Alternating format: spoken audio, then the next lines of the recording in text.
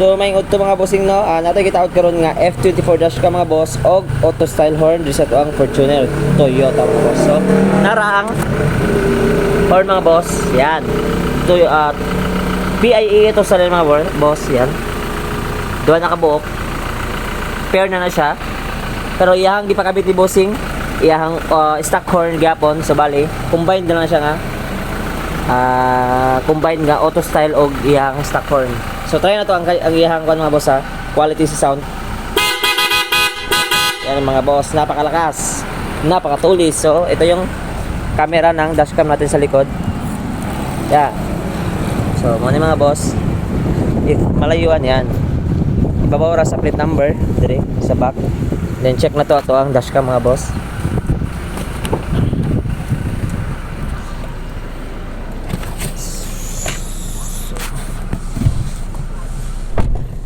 Muna itong task ka mga boss, yan. 4K na iyang resolution, then 1080p sa iyang likod. So doon naka dual mode siya. Ito silaw, yan.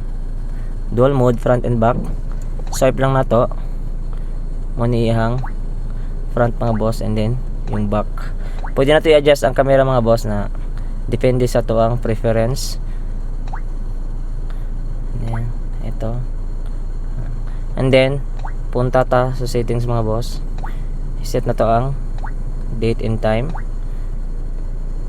3:10 dus is okay as dus saan siya 8 na lang tayo butang, yan.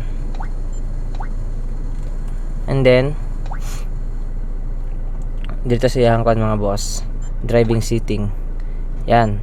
So ito yung resolution niya mga boss, 4K to 1080p mga boss sa front, and then 1080p sa back.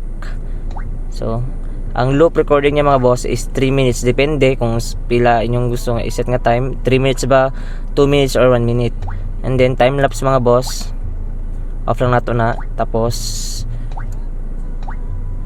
ang nakanindot sa dashcam mga boss is audio recording din siya. So naa siya madungog ang istorya nato diri sulod sa kanan. Ito yung G sensor ano niya, yan. I-high lang natin mga boss. Tapos yung parking guard niya, hide din natin. Yan. Silaw ano lang yan na. So yun lang mga boss. F24 dashcam at saka horn auto style. For more information mga boss or inquiry, add to lang mo dito sa mong shop, Andres Auto Accessories Pagadian branch mga boss. Naapod tayo branch sa Zamboanga City. So diri lang na Bandali Station mga boss, or Dao Purok Bahada daw mga boss, Pagadian City. Peace.